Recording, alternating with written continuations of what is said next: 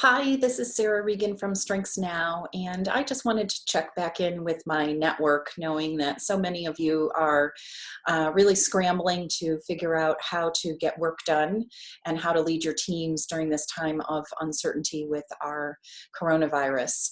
I've been doing some coaching sessions over the last few days, and one of the things that people found really helpful is about some research on our followers' needs. So I wanted to pass this on to you in case it could be helpful. So this is based on research where it was not looking at what are the leadership qualities that are really important, those skills and competencies, personality. It was research about from the followers' perspective.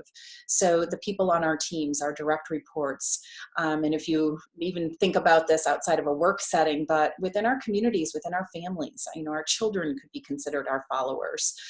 So I think there's lots of applications here, but what it means is what do these people need from us, and what is most impactful in the long run?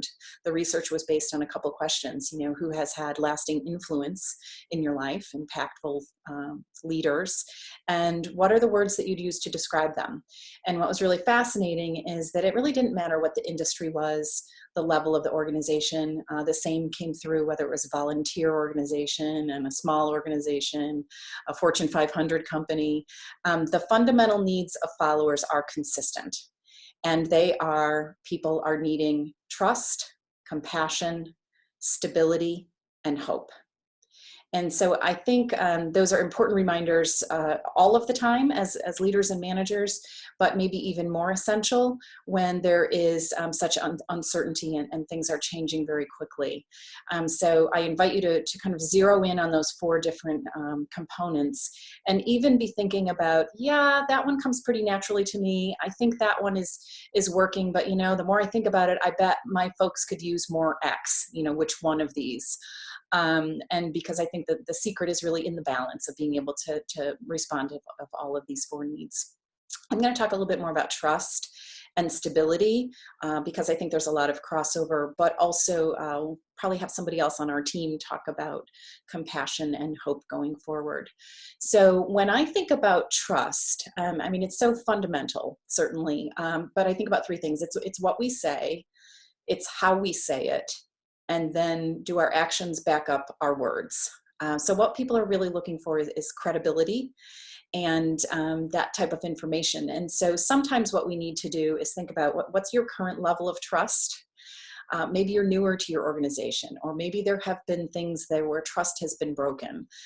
This is an opportunity, certainly, when you may want or need to try to repair trust if it has been broken. But this is what people are going to be looking for: is how are decisions being made, being kept informed, and also kind of a clarity of message. So sometimes what I also recommend is that there's some alignment with other people who have credibility. So it might be people higher on the food chain than you about why decisions are being made, who's been consulted, what outside organizations have been pulled in, what data exists as to why decisions are being made. And those things can help to establish a even broader sense of credibility going forward. So be thinking about who else you kind of tag team with that or bring in and invite into these conversations. It's certainly important to share regularly what is happening. People want predictability. One of the things that I often say is we need to over communicate in times of change. And so even though maybe the message hasn't changed very much since the last time there was a team meeting or a get together or an all hands or a memo that went out, an email. Even if there are slight changes, you want to be able to let people know what's staying the same, what's changing, and what are we uncertain about. We know it, we've captured it, we know there's concern and we need to address this question. It hasn't gone unnoticed. And then being able to share what the plan is for when there will be an answer related to that. So I think all of that begins to fit into providing some stability and helping people to feel more grounded. One of the things that I also think is really important is to go back to some fundamentals. Perhaps people are working remotely, or they're being put onto a different project, or their work is shifting. And some of the fundamentals of engagement, really, the most important things around checking: do people have the materials and resources to do their job? So asking very direct questions about that and making sure that there's a plan in place to help supply them with what they need, whether that's information, technology, access to another decision maker or a peer, whatever that might be, trying to start with those basic needs being met. And then secondly, the question is there a clarity of expectations?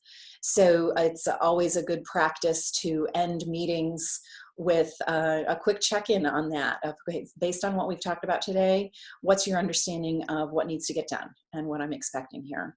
And making sure that there's alignment on the expectations. That again can be very grounding for people. So I'm going to give you the opportunity to digest those.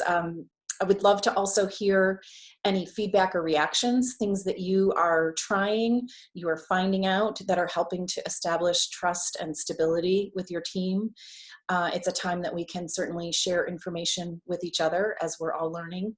And if you find this to be helpful, tune in. We have other resources for you. Just thinking very much about all of the folks in my network personally that I've worked with, and knowing that you've been on my mind and wanting to be able to hopefully pass on something that would be useful to you right now. So take good care, and thanks so much.